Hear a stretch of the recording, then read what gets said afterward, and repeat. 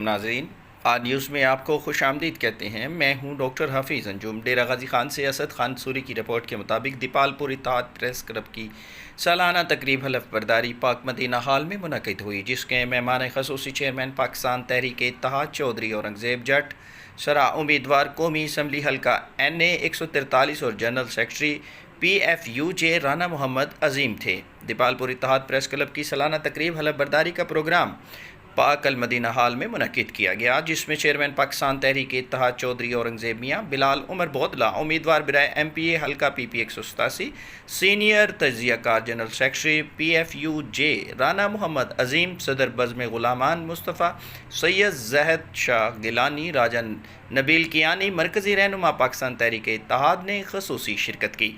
اس کے علاوہ ضلع بھر سے صحافیوں کی بڑی تعداد شریک ہوئی۔ رانا محمد عظیم نے اتحاد پریس کلب پرنٹ میڈیا، جبکہ چودھری اورنگزیب نے الیکٹرانک میڈیا باڈی سے حلف لیا اور نیک تمناؤں کا اظہار کیا۔ پاکستان تحریک اتحاد کے چیئرمین چودھری اورنگزیب نے کہا کہ آزاد صحافت ملک و قوم کے لیے انتہائی اہمیت کی حامل ہے۔ انشاءاللہ میں آزادی صحافت کے لیے ہمہ وقت اپنے صحافی بھائیوں کی شانہ بشانہ کھڑا ہوں۔ انہوں نے مزید کہا کہ پاکستان تحریک اتحاد کا مقصد اسلامی اصولوں کو فالو کرنا اور پاکستان میں تمام شہریوں کو مساوی حقوق کی فراہمی ہے۔ دیپال پور میرا آبائی شہر اور میرا گھر ہے۔ یہاں کے لوگ بھی میرے اپنے ہیں، جن کے مسائل کو حل کرنے کے لیے میں اپنی تمام تر صلاحیتیں بروئے کار لاؤں گا۔ انہوں نے کہا کہ ہماری پارٹی اقتدار میں آ کر پاکستانی پاسپورٹ کو اس کا حقیقی مقام دلائے گی۔